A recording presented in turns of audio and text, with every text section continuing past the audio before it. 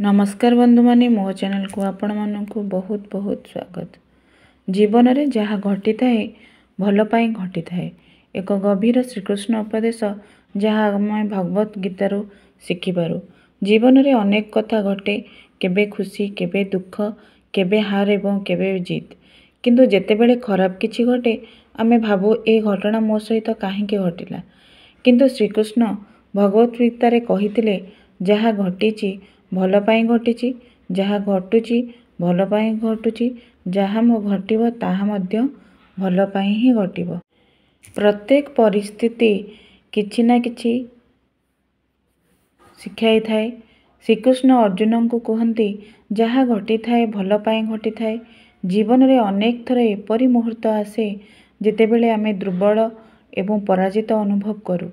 आमे बुझी पारू नाही जे आम सहित एपरी काहींके घटुची, किंतु सत्य हेउची प्रत्येक अभिज्ञता आमको किछि शिखाइबाकू आसे।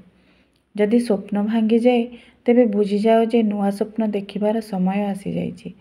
जदि एक संपर्क शेष हुए तेबे एक नूतन एवं प्रकृत संपर्क पई स्थान सृष्टि हुए।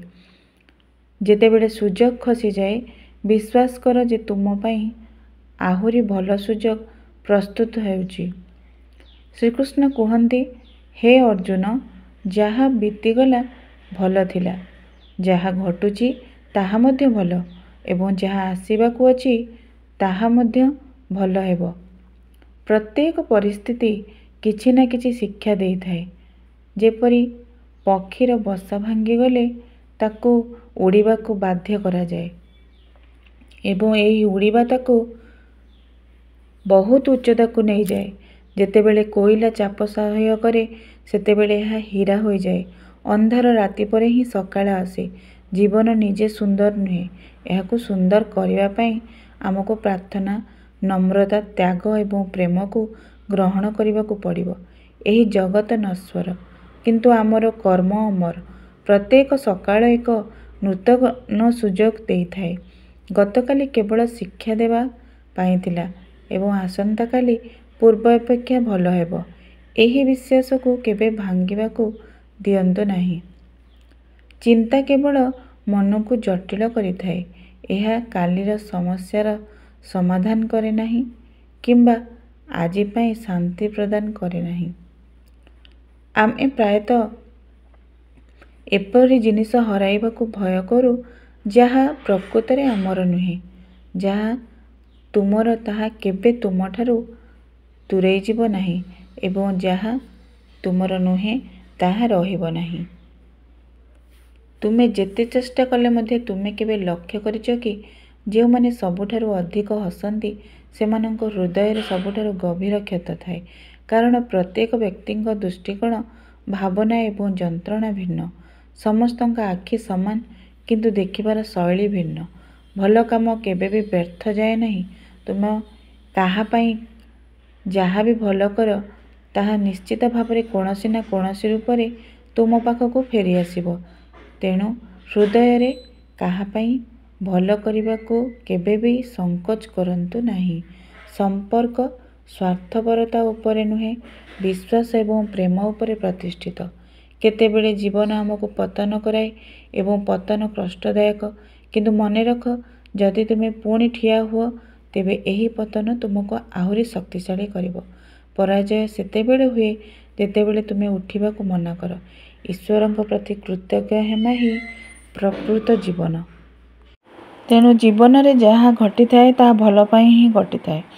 एक समयर कथा, एक राजा और तांको मंत्री थिले। मंत्री सबुबेले एक कथा कहूतिले, महाराजा जहाँ हुए भल पाई ही हुए। एक गोटे दिन राजा शिकार को गले। शिकार समय रे तांको हाथ रे आघात हैला, एक आंगुठी कटिगला। राजा खूब दुखित हेले। मंत्री सांत्वना देई कहिले, महाराज जहाँ हैला भल पाई हैला। राजा रागी गले, आंगुठी कटिगला, यह किपरि भल हैला एवं से मंत्री को कारागार को पठाई देले। किछि दिन परे राजा पुणी जंगल को शिकार करबा को गले। सेठारे आदिवासी मानक हाथ रे पड़ी गले। सेमाने राजा को देवतांको पई बलि देबा को तैयारी गले। किंतु जेतेबेले देखिले जे राजांका आंगुठी नाही, सेमाने कहिले एही व्यक्ति अपूर्ण, एहाकू बलि देले देवता खुशी हेबे नाही एवं सेमाने राजा को छाड़ी देले। ରାଜା ଆଶ୍ଚର୍ଯ୍ୟ ହେଲେ। ଏବେ ସେ ବୁଝିଲେ ତାଙ୍କ ଆଙ୍ଗୁଠି କଟିଯିବା ଅସଲରେ ତାଙ୍କ ଜୀବନ ବଞ୍ଚାଇଲା। ରାଜା ତୁରନ୍ତ ମନ୍ତ୍ରୀକୁ ଜେଲରୁ ଛାଡ଼ିଲେ ଓ କହିଲେ, ତୁମେ ଠିକ୍ କହିଥିଲ, ମୋ ଆଙ୍ଗୁଠି କଟିଯିବା ଅସଲରେ ମୋ ଜୀବନ ବଞ୍ଚାଇ ଦେଲା। କିନ୍ତୁ ତୁମେ ଯେ ଜେଲରେ ରହିଲ ସେଇ କଥା କିପରି ଭଲ ହେଲା? ମନ୍ତ୍ରୀ ହସି କହିଲେ, ମହାରାଜ, ମୋତେ ଜେଲରେ ରଖିଥିଲେ ଭଲ ହେଲା। ଯଦି ମୁଁ ଆପଣଙ୍କ ସହ ଥାଆନ୍ତି ତାହେଲେ ମୋତେ ବଳି ଦିଆଯାଇଥାନ୍ତା। ରାଜା ହସି ଓ ନମ୍ରତାରେ ଶ୍ରୀକୃଷ୍ଣଙ୍କୁ ସ୍ମରଣ କଲେ। ଜୀବନର ପ୍ରତ୍ୟେକ ଘଟଣା ପଛରେ ଏକ ଦିବ୍ୟ ଯୋଜନା ରହିଛି। ଆଜି ଯାହା ଖରାପ ଲାଗୁଛି ସେହି ଘଟଣା ଆସନ୍ତାକାଲି ତୁମ ପାଇଁ ଭଲ ଫଳ ଆଣିପାରେ। ତେଣୁ ଯେତେବେଳେ ଜୀବନରେ ବିପଦ ଆସେ ଦୁଃଖ ନେଇ ଭଗବାନଙ୍କୁ ଦୋଷ ଦିଅନି। ଶ୍ରୀକୃଷ୍ଣ ଉପଦେଶ ମନେ ରଖ, ଯାହା ଘଟିଛି ଭଲ ପାଇଁ ଘଟିଛି। ସମୟ ଆସିଲେ ତୁମେ ନିଜେ ବୁଝିପାରିବ ସେହି ଘଟଣା କେତେ ଆବଶ୍ୟକ ଥିଲା ତୁମ ଜୀବନ ପାଇଁ। ତେଣୁ ହସିକରି ଜୀବନକୁ ଗ୍ରହଣ କର। ଭଗବାନଙ୍କ ଯୋଜନା ଆମର ଅପେକ୍ଷା ବଡ଼। ଶ୍ରଦ୍ଧା ଓ ଧୈର୍ଯ୍ୟ ରଖ, ସବୁକିଛି ଭଲ ପାଇଁ ହିଁ ହୁଏ। ମୋ ଭିଡ଼ିଓଟି ଆପଣଙ୍କୁ ଭଲ ଲାଗୁଥିଲେ please like, share and subscribe କରନ୍ତୁ। ଜୟ ଜଗନ୍ନାଥ।